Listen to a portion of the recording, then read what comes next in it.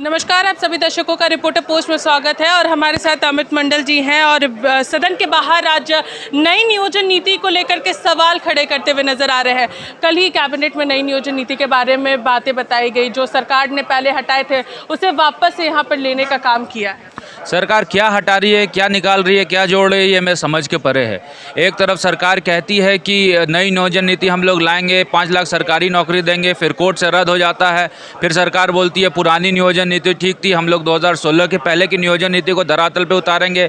अभी सरकार open to all कर दे रही है, 40% अभ्यर्थियों में कहीं से भी लोग आकर यहाँ फॉर्म भर सकते हैं। स्थानीय को प्राथमिकता देने की बात सरकार नहीं कर दे रही है। सरकार 1932 के खतियान पे आई थी और आज ये सरकार कह रही है कि नहीं, किसी को भी नौकरी मिल जाएगी झारखंड में। तो आखिर झारखंड के युवाओं को ठगने का काम सरकार क्यों कर रही है? सरकार को जवाब देना होगा। सर्वे आपने कर लिया, आपने कह लिया कि 72% लोगों ने इस चीज़ का राय दिया है कि यहाँ पर पुरानी नियोजन नीति, कौन है वो लोग, कहाँ के हैं युवा, सर्वे सैंपल को सार्वजनिक किया जाए। ये सब चीज़ों को अगर जब तक सरकार सार्वजनिक नहीं करेगी तो मुझे ऐसा लगता है कि सरकार आधा अधूरा काम कर रही है, पूरा सच बताने का काम युवाओं को नहीं कर रही। अगर कल के कैबिनेट की बात करेंगे तो अभ्यर्थियों की निगाहें इसी पर टिकी हुई थी।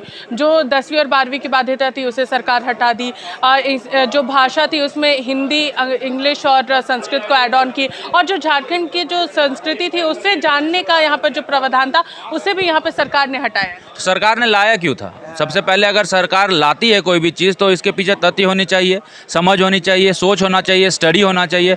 अगर सरकार चीज़ों को नहीं समझती है, सोचती है, स्टडी करती है तो फिर लाने का मतलब क्या बनता? मुझे लगता है सरकार युवाओं को ठगने का काम कर रही है और ऐसी सरकार को बाहर फेंक देना चाहिए। युवाओं की बात करेंगे तो 60-40 रेशियो के समर्थन में युवा भी नहीं है और लगातार उनकी तरफ से कमेंट के जरिए भी बोला जा रहा है कि 60-40 वाली नियोजन नीति नहीं चलेगी। अब आखिर 60-40 है क्या? सरकार पहले इसको सार्वजनिक करे। सरकार ये बताए कि कैसे, क्या बाहर के अभ्यर्थियों को प्राथमिकता देने के लिए सरकार नियोजन नीति ला रही है या खतियानी को प्राथमिकता देने के लिए नियोजन नीति ला रही है? अगर सरकार खतियानी को प्राथमिकता देने के लिए नियोजन नीति ला रही है तो सरकार को चाहिए कि बैठकर इस पर डिस्कशन करे और डिबेट करे। जरूरी नहीं कि बिल आए और एक्ट है तभी डिबेट हो, इससे पहले भी डिबेट करे और हम लोग से भी पूछा जाए कि अगर सही क्या है, गलत क्या है। अगर सरकार ये चाहती है कि सही नियोजन नीति बने तो मुझे लगता है स्पष्टता होनी चाहिए। सदन के अंदर इसको लेकर सवाल उठाएंगे? बिल्कुल उठाएंगे, इसके लेकर हम लोगों ने क्वेश्चन भी खड़ा किया है।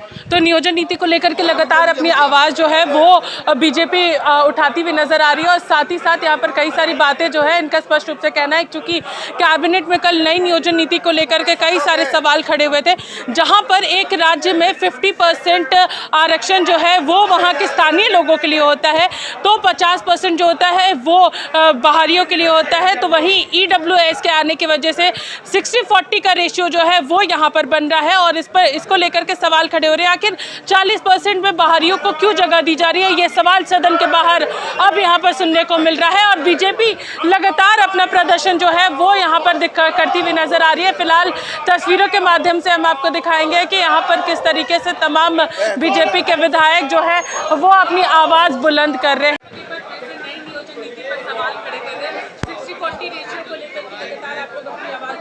देखिए, जो आरक्षित सीट है वो तो हमेशा से आरक्षित ही रहेगी, उसमें तो कोई विवाद डे फर्स्ट से नहीं था।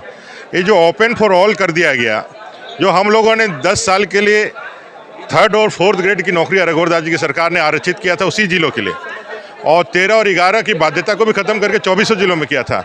आज राज्य सरकार ने पूरी तरह से वापस ओपन फॉर ऑल करके यहाँ के झारखंडी युवाओं के भविष्य के साथ बहुत खराब खेल किया है, बहुत खराब उनका जो है ना ये किया है।